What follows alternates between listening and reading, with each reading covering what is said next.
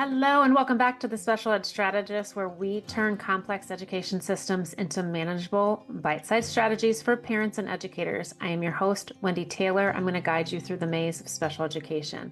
As a certified educational therapist, IEP coach, and host of this podcast, I have spent over 20 years helping families navigate learning gaps and advocacy.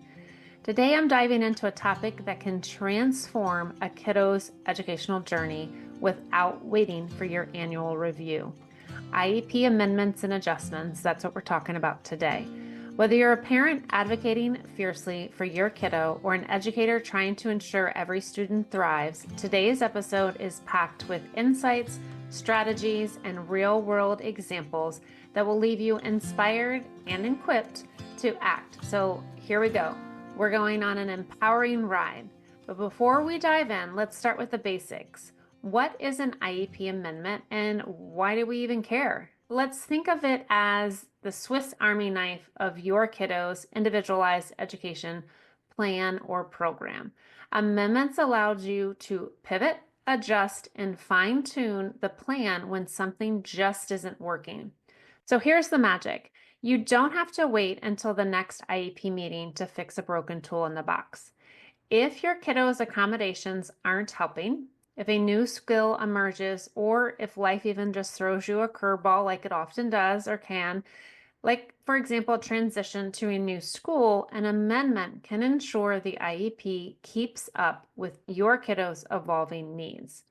Now, you might be wondering, how do I know when it's time to amend an IEP? Well, let me give you some secret sauce. First, listen to your kiddo. Are they suddenly dreading school or saying, I can't do this? And not just a blip on the radar, but think about it as a trajectory. You're noticing this more and more. You're starting to see a pattern. Second, check their progress. Are they stuck in a plateau or are they racing ahead of their goals? Either one is going to need an adjustment or an amendment. And third, always trust your instincts. Your parent gut is going to guide you. You know when you feel like something's off. And any of those cases, I want you to think about what can we do? Start collecting data. What does homework time look like?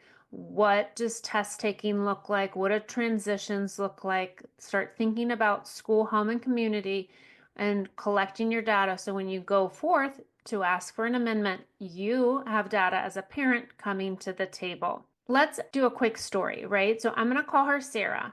She noticed her son was overwhelmed by homework every single night. And so she realized that despite accommodations, her son was missing the executive function strategies needed to stay organized with one targeted amendment. We were able to add scaffolding planning, brief check-ins with the teacher, and then in weeks, we just started to realize that Sarah's son started to thrive with just a slight little tweak in the IEP with accommodations through that amendment. Now, what does the law say? So IDEA, the law that governs IEPs, gives parents incredible power.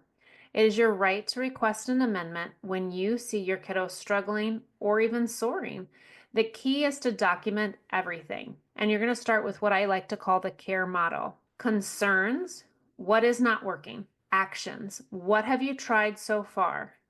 Results, what did or did not work? I think what does work is just as important as what is not working. And evidence, bring data to back it up. So again, concerns, actions, results, evidence. It isn't about overwhelming the team with paperwork. It's about showing them the story of your kiddo clearly and compassionately. So let's talk about teamwork. I know IEP meetings can sometimes feel like a courtroom, but amendments are that opportunity to build bridges, not burn them. So the best collaborations happen when parents and educators focus on that one shared goal, which is obviously helping the kiddo succeed. And you can also ask questions like, what do you think would help my child feel more confident? And you can also ask your kiddo that. What would help you feel more confident? How can we make this adjustment work with the resources we have? That's a good team question to help kind of come to the table, to have that third voice at the table, meaning you as the parent, the team, and then coming together in the middle to see what you guys can collaborate on. And really, this can help kind of bridge that gap and really support holistically your student. So of course, not every request that we make to our schools is going to be met with open arms, right? So we know that's not going to happen. But we might hear things like, we don't have the staff for that, or let's wait and see, stay calm and remember.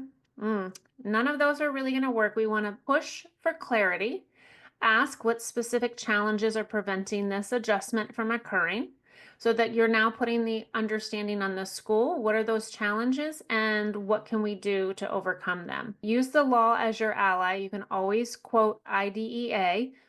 And then your tip to add in there would be to request that it is written in the prior written notice. There should always be a prior written notice, which is a confusing term. I do have a podcast on this, but it comes out after your meeting, anytime that there's a change or denial. That way, that request is put in writing. So if they say, we don't have the staff for that, then you have writing to move forward if you need to. Try to reframe the conversation so it's not about what can't be done, it's about what must be done for your kiddo's success.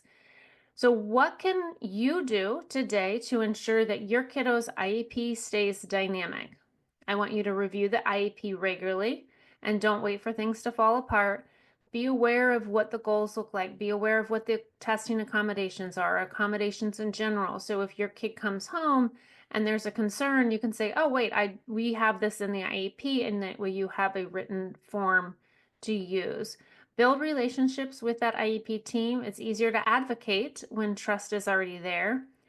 Always document like that detective. Keep emails, notes, progress reports, prior written notice, all, whether it's in a physical file folder or a digital one. That way you have everything at your fingertips. Here's my favorite tip. If you feel stuck, don't hesitate to seek support. That's why here I can also help you learning essentials, whether it's a coaching call or our course like Cracking the Code to Special Education.